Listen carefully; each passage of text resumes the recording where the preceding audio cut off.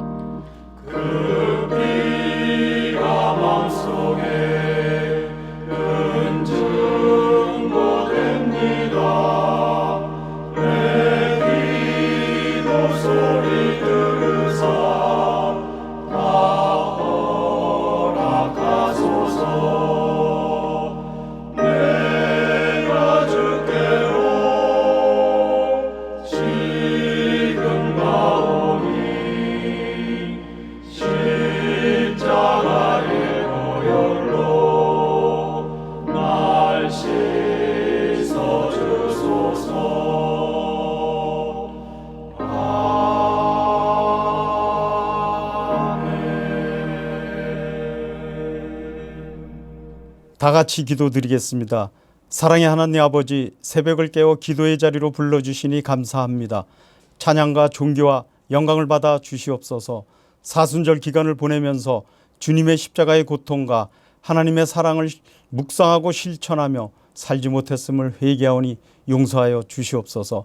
소망의 아버지 하나님, 우리들의 죄로 인해 십자가에 못 박혀 죽으시고 사흘 만에 죽음에서 부활하신 주님을 기다리고 있습니다. 우리 모두 부활의 소망을 가지고 사나 죽으나 오직 하나님의 영광만을 위해 살아가는 교회와 성도가 되게 하여 주시옵소서. 구원의 하나님 아버지, 어려운 형편과 힘든 상황 속에서 오늘도 인내하며 하나님만 바라보는 모든 환우와 지체들에게 치유와 회복의 은혜를 부어 주시옵소서. 가장 선한 길로 인도하여 주시옵소서. 오늘도 말씀 들고 단위에 세우신 조인서 담임 목사님께 영육간 강건케 하시고 성령 충만한 가운데 하나님의 말씀 대언하며 선포하실 때 우리 속에 자리한 구습과 외식하는 자의 모습들을 모두 내려놓고 가진 것 전부를 하나님께 드린 가난한 가부의 믿음을 닮아가기를 다짐하고 결단하는 귀한 은혜의 시간 되게 하옵소서. 새벽 제단을 위해 수고한 모든 손길이에 하나님의 은혜와 축복을 내려 주시옵소서. 생명의 근원 되시며 영생의 길로 인도하시는 예수님 이름으로 기도드립니다. 아멘. 오늘 우리에게 주신 하나님의 말씀은 누가복음 21장 7절에서 19절 말씀입니다. 그들이 물어 이르되 선생님이여, 그러면 어느 때에 이런 일이 있겠사오며 이런 일이 일어나려 할 때에 무슨 징조가 있사오리이까? 이르시되 미혹을 받지 않도록 주의하라. 많은 사람이 내 이름으로 와서 이르되 내가 그라 하며 때가 가까웠다 하겠으나 그들을 따르지 말라. 난리와 소요의 소문을 들을 때에 두려워하지 말라. 이 일이 먼저 있어야 하되 끝은 곧 되지 아니하리라. 또 이르시되 민족이 민족을, 나라가 나라를 대적하여 일어나겠고 곳곳에 큰 지진과 기근과 전염병이 있겠고 또 무서운 일과 하늘로부터 큰 징조들이 있으리라. 이 모든 일 전에 내 이름으로 말미암아 너희에게 손을 대어 박해하며 회당과 옥에 넘겨주며 임금들과 집권자들 앞에 이끌어 가려니와 이 일이 도리어 너희에게 증거가 되리라. 그러므로 너희는 변명할 것을 미리 궁리하지 않도록 명심하라. 내가 너희의 모든 대적이 능히 대항하거나 변박할 수 없는 구변과 지혜를 너희에게 주리라. 심지어 부모와 형제와 친척과 벗이 너희를 넘겨주어 너희 중에 몇을 죽이게 하겠고 또 너희가 내 이름으로 말미암아 모든 사람에게 미움을 받을 것이나 너희 머리털 하나도 상하지 아니하리라. 너희의 인내로 너희 영혼을 얻으리라. 아멘. 인내하라 라는 제목으로 말씀 증거하도록 하겠습니다. 사순절 영상 특별 새벽 기도회 예수여 나를 기억하소서 33번째 시간입니다. 예수님께서 십자가 지시기 전에 어떤 사람들이 예수님께 예루살렘 성전의 아름다움과 웅장함에 대해서 칭찬하였습니다. 예수님은 그 사람들에게 너희 보는 이것들이 날이 이르면 돌 하나도 돌 위에 남지 않고 다 무너뜨려지리라 예언의 말씀을 해 주셨습니다. 당시 예루살렘 성전은 BC 19년에 착공되어 AD 63년에 완공될 정도로 크고 화려하고 아름다웠습니다. 하지만 당시 성전에는 온갖 비리가 성행했고 위선과 가증한 종교 형식만 남아있을 뿐이었습니다. 인간적인 시각으로 볼 때 예루살렘 성전은 정말 멋진 성전이었습니다. 하지만 하나님께서 그 성전에 임재하시기에는 많은 부족함이 있었습니다. 아름답고 화려한 성전을 바라보는 세상 사람들의 시각과 예수님의 시각은 전혀 달랐습니다. 예수님이 볼 때 그 성전은 심판받아 마땅한 성전이었습니다. 돌 위에 돌 하나도 남지 않을 정도로 완전히 파괴되리라고 예언하셨습니다. 겉모습에 심취하여 현혹되는 우리들의 그 육신의 눈이 아니라 본질과 궁극적인 미래를 바라볼 수 있는 예수님의 신령한 눈을 우리가 본받고 가지게 되기를 원합니다. 예루살렘 성전이 무너뜨려질 것을 말씀하시자 그들은 예수님께 질문을 했습니다. 어느 때에 이런 일이 일어나겠으며 무슨 징조가 있겠느냐? 그 성전이 언제 무너지겠습니까? 그리고 그 무너질 때 징조가 있어야 될 거 아닙니까? 무슨 징조가 나타나겠습니까? 이런 질문을 했습니다. 그런데 우리 주님은요, 전혀 엉뚱한 대답을 해 주셨어요. 언제 그 성전이 무너지느냐? 무슨 징조가 있겠느냐? 그런 말씀하지 아니하시고요. 사실은 조금 다른 대답을 해 주셨습니다. 미혹을 받지 않도록 주의하라. 중요한 건 너다. 성전이 무너지는 것도 중요한 일이겠지만 너는 어떤 삶을 사느냐. 마지막 때의 징조는요, 사실 거짓 예언자, 거짓 그리스도가 많이 출현한다는 의미입니다. 거짓 그리스도의 출현이야말로 교회에 큰 피해를 끼칠 것이고 성도들에게 엄청난 충격과 피해를 줄 것이기 때문입니다. 그러면 거짓 그리스도들은 어떤 태도를 취하느냐? 두 가지 태도가 있습니다. 첫 번째는 뭐냐면 내가 그다. 그게 뭐냐면 내가 그리스도다 라고 말하는 겁니다. 그 다음에 두 번째로는 때가 가까이 왔다. 심판의 때, 멸망의 때가 가까이 왔다. 이 말을 한다는 거예요. 내가 그리스도고 때가, 마지막의 때가 가까이 왔다. 이 두 가지가 이 거짓 그리스도의 놀라운 특징이라고 하는 겁니다. 그러면서 우리 주님은요, 해법을 딱 한 가지로 제시하셨어요. 여러분, 이 주님이 제시한 해법을 오늘 이 새벽에 가슴판에 새기고 정말 깨어 있는 그리스도인으로 살게 되길 바랍니다. 주님이 제시한 해법이 뭡니까? 8절 말씀에 그들을 따르지 말라. 내가 그리스도다라고 얘기하는 사람들, 그리고 때가 마지막이 가까이 왔다 이렇게 주장하는 사람들, 그들 따르지 말라고 우리 주님은 명확하게 말씀해 주셨습니다. 우리가 해야 할 일 분명합니다. 거짓 선지자들, 거짓 그리스도를 따르지 않는 겁니다. 그들의 속임수에 미혹되지 않아야 됩니다. 그러기 위해서는요, 올바른 말씀 위에 믿음으로 바로 서 있어야 합니다.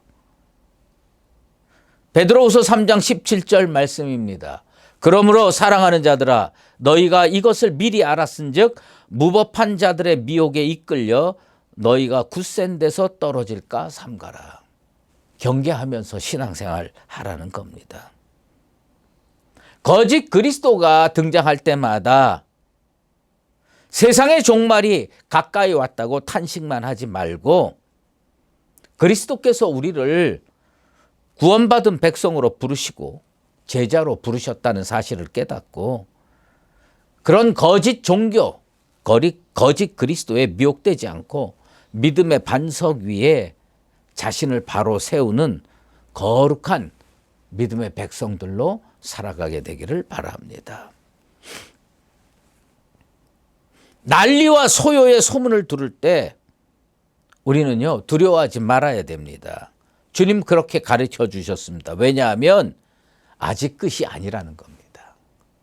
지금도 난리, 소요, 소문 많이 들립니다. 우리가 그냥 기도할 때마다 어디에서 전쟁 났습니다. 어디에 또 전쟁 났습니다. 정말 이 땅에 평화 임하게 해달라고 기도합니다.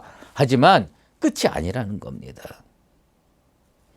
사실 세상의 끝은 이런 때에 이루어지지 않습니다. 예수님께서요, 세상의 끝은 이런 때 일어난다라고 분명히 말씀해 주신 것이 있습니다. 마태복음 24장 13절에서 14절 말씀입니다. 그러나 끝까지 견디는 자는 구원을 얻으리라. 이 천국 복음이 모든 민족에게 증언되기 위하여 온 세상에 전파되리니 그제야 끝이 오리라. 천국 복음이 온 세상 끝까지 전파될 때 그때 끝이 온다는 겁니다. 이것을 잊지 않고 살아가게 되길 바랍니다.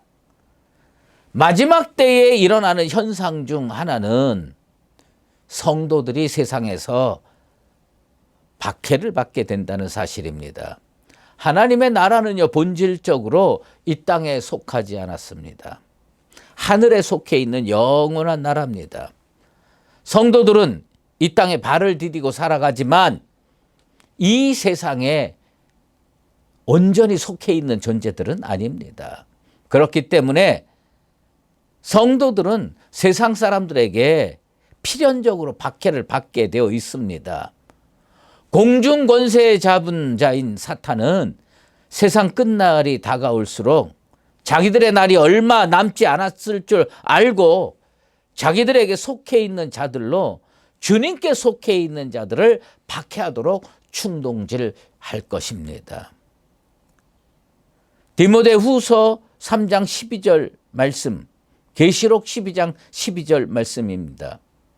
무릇 그리스도 예수 안에서 경건하게 살고자 하는 자는 박해를 받으리라. 마귀가 자기의 때가 얼마 남지 않은 줄을 알므로 크게 분내어 너희에게 내려갔습니다. 마귀가요, 내려왔대요. 자기의 때가 얼마 남지 않은 줄 알고 화가 나서 내려왔답니다. 그러니 얼마나 난리와 소요의 소문이 많이 나겠고 박해의 현상이 나겠습니까? 사실 우리는 걱정입니다. 아이고, 예수 믿고 평안하게 살다가 천국 가면 좋겠는데, 근데 예수 믿는다는 이유로 박해받으면 어떻게 할까? 예수 믿는다는 이유로 집권자들 앞에 끌려가면 무슨 말을 할 것인가? 우리 주님께서요, 오늘 14절 말씀에 이렇게 가르쳐 주십니다. 너희는 변명할 것을 미리 궁리하지 않도록 명심하라. 그 변명할 거 미리 궁리할 필요가 없다는 겁니다. 자신을 방어하기 위해 미리 연구하는 행위를 하지 말라는 말씀입니다. 이 말씀은요, 우리에게 아무런 준비도 하지 말라는 뜻은 아닙니다. 사도 베드로는 세상 사람들이 성도에게 소망에 관해 묻는다면 대답할 말을 항상 준비하고 있으라고 가르쳐주고 있습니다. 베드로전서 3장 15절 말씀입니다. 너희 속에 있는 소망에 관한 이유를 묻는 자에게는 대답할 것을 항상 준비하되. 우리는요, 대답할 것 준비하고 있어야 됩니다. 하지만 끌려갔을 때 무슨 말을 해야지 될까 걱정하지 말라는 겁니다.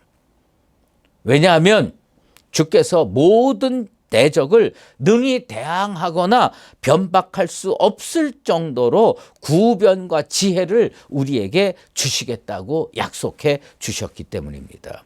누가복음 12장 11절에서 12절 말씀입니다. 사람이 너희를 회당이나 위정자나 권세 있는 자 앞에 끌고 가거든 어떻게 무엇으로 대답하며 무엇으로 말할까 염려하지 말라. 마땅히 할 말을 성령이 곧 그때에 너희에게 가르치시리라.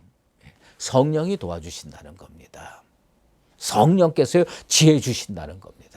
성령께서요, 우리의 입술을 통해서 역사하실 겁니다. 그러니까 너무 걱정하지 말라고 예수님 우리에게 가르쳐 주셨습니다. 그리고 우리 주님의 결론이 뭡니까?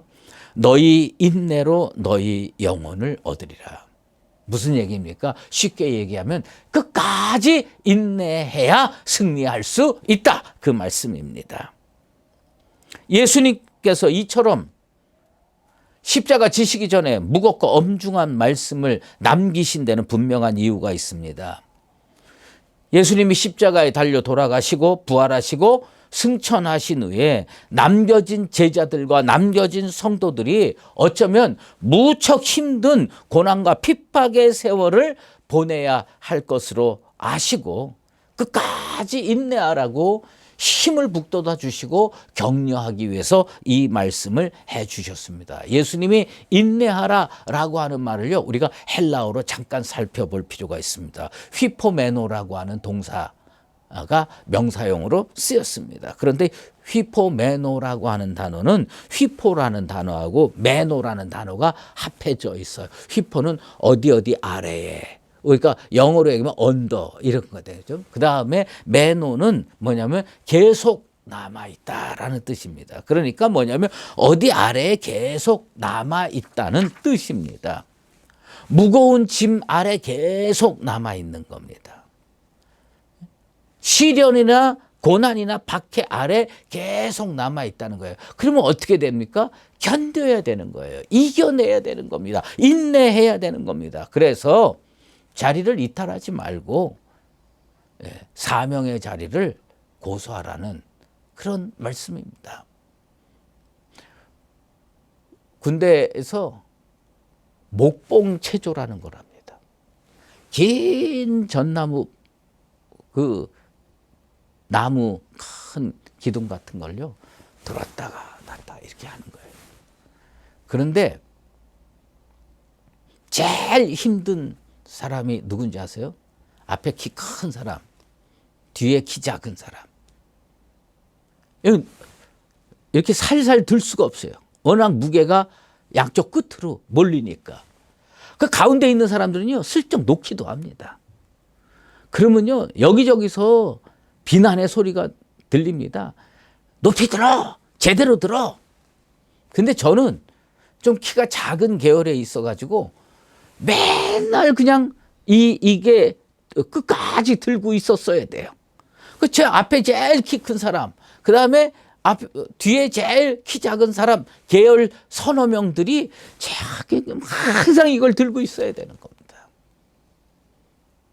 여러분, 사명의 자리 지키라는 얘기입니다. 그걸 인내하라는 겁니다. 그러면 우리 하나님께서 기억하시고 은혜 주시고 축복 주시고 구원해 주실 겁니다. 초대교회 시절에는 예수 믿고 사는 것이 매우 힘들었을 겁니다.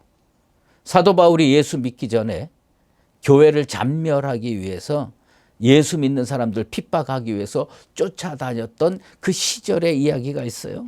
사도행전 9장 1절에 이런 표현이 납니다.